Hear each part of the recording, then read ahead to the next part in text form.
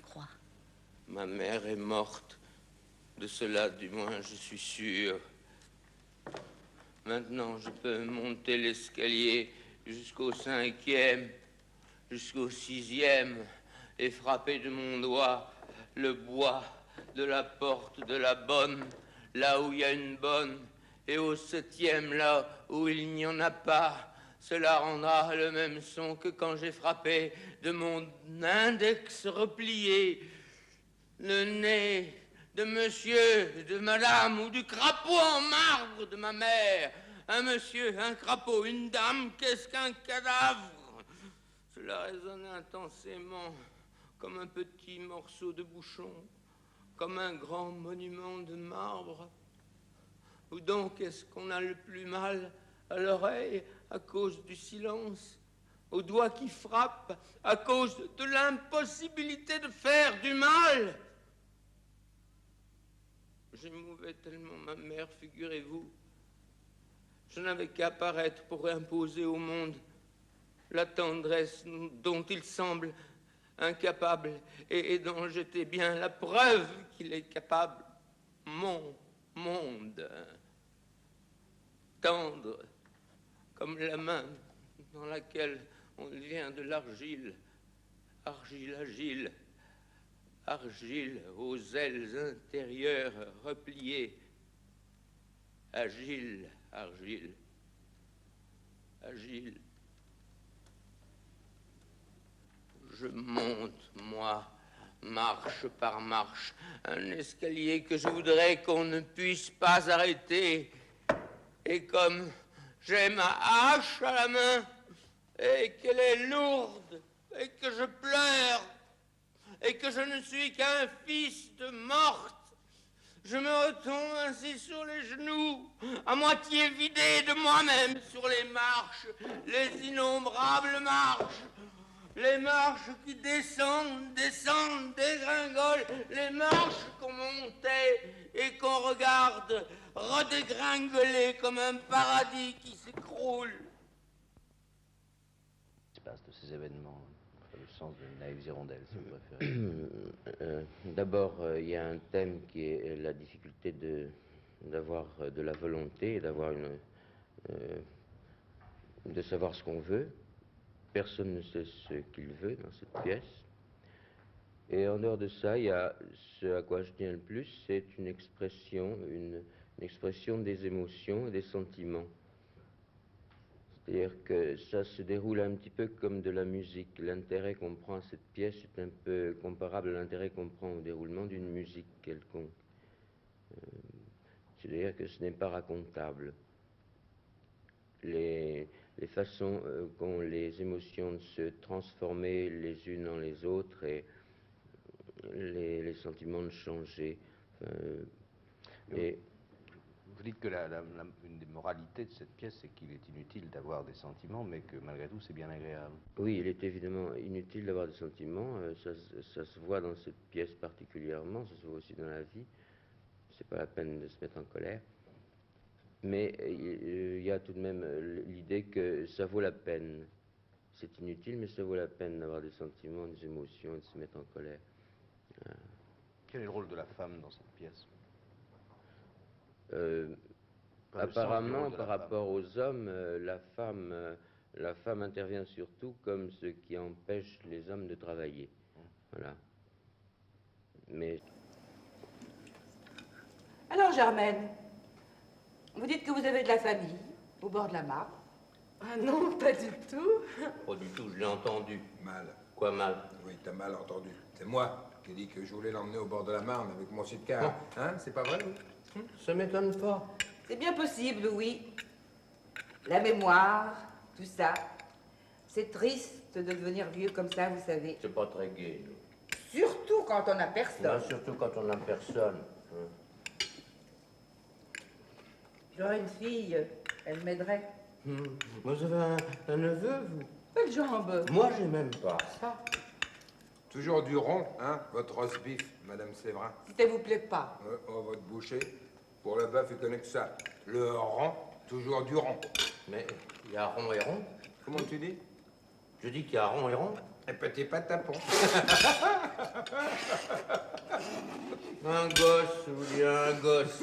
C'est bien à vous de dire ça. Mais oui, Mme Séverin, je suis vieux, moi. Qu'est-ce que vous voulez que ça me fasse? Non, parce que vous, naturellement, maintenant que je dis que je suis vieux, c'est fini les lamentations. Vous ne vous sentez plus vieille du tout. Et après, je sais bien que je suis vieille, allez. Mais non, faut prendre les choses autrement. Hein. C'est pas vous qui êtes vieille. C'est eux qui sont jeunes. Hein. Ça va durer longtemps, la rigolade? Oui, madame. Alors, à la gaieté, hein. Et tout ça pour des chapeaux, vraiment, quand on pense avoir passé toute une vie de femme. Vous m'auriez vu quand j'étais jeune à tortiller de la paille, des fleurs, des rubans et des feutres et tout ça, pourquoi? Pour des riens. Car vraiment, les chapeaux, est-ce que les femmes ne pourraient pas s'en passer? Car vraiment, les chapeaux, à quoi ça sert? Sur la tête? Un cornichon. C'est pour ça que je dis qu'il faut se dépêcher quand on est jeune. Me dépêcher, oh là là, je ne demanderais pas mieux. Non, mais c'est surtout pour Bertrand que je parle. Oh, je suis assez grand pour parler tout seul. Tu as tort, Bertrand. C'est pas pour moi que je parle. C'est pas pour moi que j'y pense au matériel qui manque. Et quand je dis qu'il faut se dépêcher quand on est jeune, eh ben c'est pas à moi que je pense. Eh ben tu devrais, parce que moi je suis fatigué, j'ai pas envie de me dépêcher. Si je me dépêche, ce sera un autre jour. Un cornichon. Fatigué, on est fatigué à cet âge. Et alors, c'est pas ta faute, ce petit, s'il a pas de quoi. Moi, j'ai pas de quoi. Mais non, t'as pas de quoi. T'as pas de quoi te lancer dans la vie. Quand on n'a pas des parents derrière soi qui ont accumulé des réserves, eh ben, il faut du temps pour démarrer. Et le temps, Madame Séverin, le temps, ça fait devenir vieux. Alors que par ailleurs, vous avez des vieux qui en ont, des réserves, et qui savent pas quoi en faire, et qui en seraient malades, et qui feraient pas un geste. Qu'est-ce qui ferait pas un geste? Pas un geste, ils feraient. J'ai soif. Pas un geste. Bertrand! Écoutez, Germaine, il y a quelque chose qu'il faut que je dise, parce qu'il faut que la situation soit nette.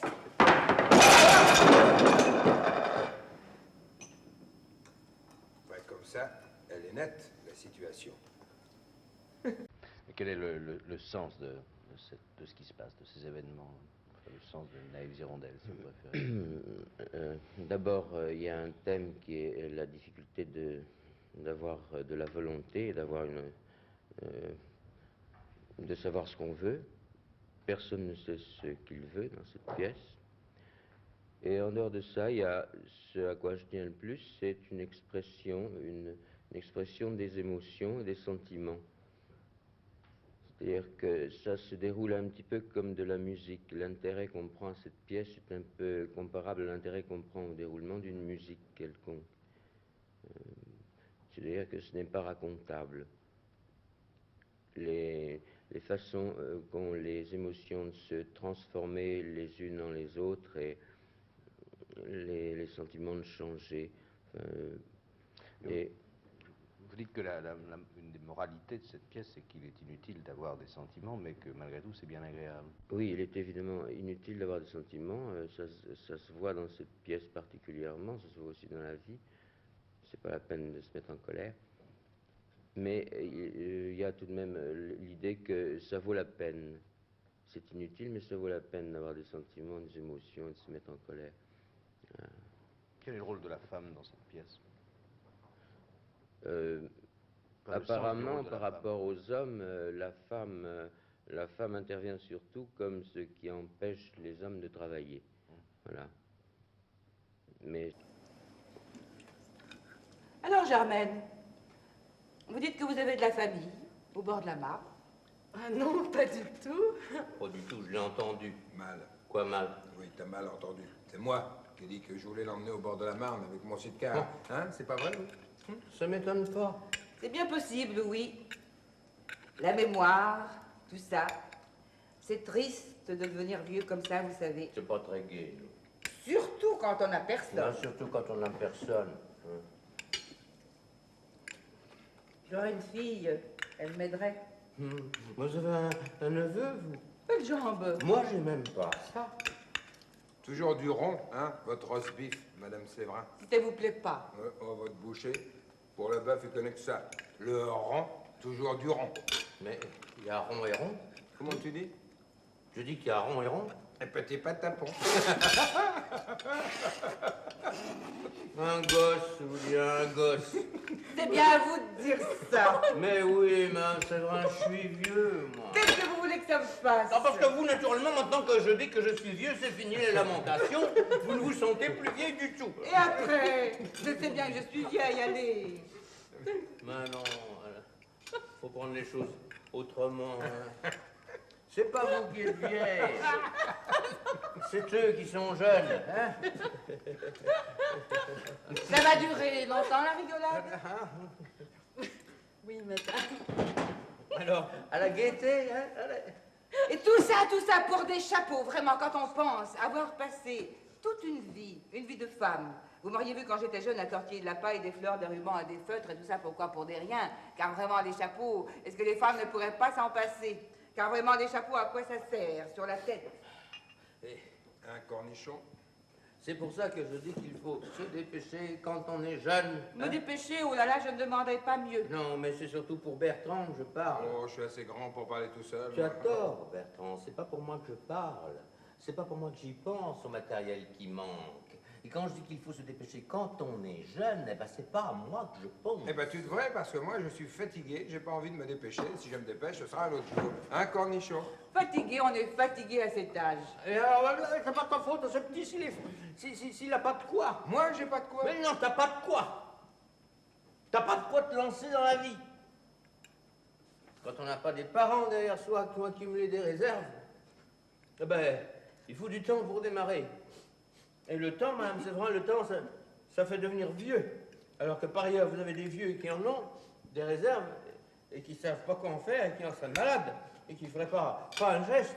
Qu'est-ce qui ferait pas un geste? Pas un geste, il ferait. J'ai soif.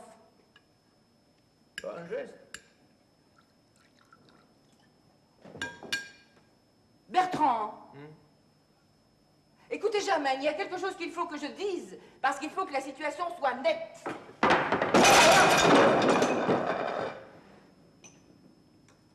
Ouais, comme ça, elle est nette, la situation.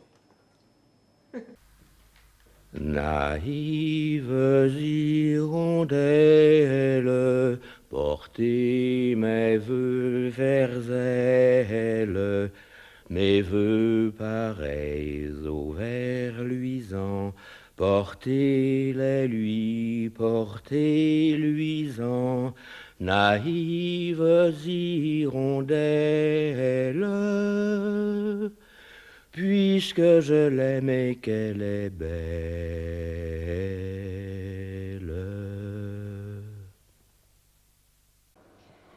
Dis donc, Guillaume. Dis donc, Guillaume. Tu n'aurais pas un peu d'argent pour moi? C'est que je n'ai pas été payé depuis chienne dingue, tu sais. Assez! Assez! Assez! Assez! Tout, toujours de ma faute! Tout, toujours, s'il pleut et tout! C'est pas de ma faute, là! La chienne dingue, si vous voulez savoir, j'ai été payé en Bouddha. C'est leur monnaie d'échange là-bas, le Bouddha. Elle valait dans les 1000 francs légers, dans les 6 francs lourds, dans les 95 000 francs papillons. Qu'est-ce encore qui n'est pas de ta faute, Guillaume? Vous allez entendre qu'à moins qu'on nous aura dévalué le Bouddha. Le Bouddha n'a pas été dévalué, il peut pas. Il n'est pas garanti par l'étalon or. Alors par quoi est-il garanti? Il est garanti. Voilà. Il est garanti par du Bouddha. Je veux dire, par le Bouddha. Le Bouddha est une monnaie structurellement religieuse. Non mais faut le faire. Et malheureusement folklorique. Ce qui veut dire? Folklorique, ce qui veut dire que le Bouddha ne s'exporte pas. J'ignorais, mais c'est pas de ma faute. Total, nos Bouddhas sont restés là-bas, hein? Tandis que nous, comme des cons, on revenait ici. Bouddha là-bas. Et ici, nous, les 4 chez Cézig. Un jour, le franc se vengera. Nous, Bouddha, on se le tartine. Vive le fric. Une monnaie religieuse. Et en Écosse, on a été payé comment? On n'a pas été payé. Guillaume, Mais Schwartz. Ah oui, Schwartz. Eh bien, monsieur, je sais combien ces difficultés d'argent éprouvent votre morale. J'y ai pensé. J'ai mon moral, moi aussi, on l'oublie, tant pis, n'en parlons plus. J'ai pensé à vous, j'ai pensé à l'avenir. Alors voilà. En ce qui concerne la tournée actuelle, c'est la première fois, mon initiative vous semblera bien modeste, mais ce n'est qu'un premier pas. J'ai suggéré à monsieur Schwartz d'introduire entre l'opus 127 de Beethoven et son opus 130 une œuvre moderne. Moderne. On n'en connaît pas. Mais attendez qu'à moins, Guillaume a décidé que nous partagerions les droits d'auteur en 4, sans avantager personne. Mais l'auteur... L'auteur, quel auteur? Quoi? Votre quatuor? Le vôtre, Guillaume? Celui où le violoncelle joue toujours la même note? Eh bien, tant pis. On ne jouera pas. Tant pis pour vous. On ne jouera pas, mon quatuor. C'est lui que je savais bien qu'il me manquait quelque chose. Je l'ai perdu. Mon opus 2. Oh, ben tant mieux.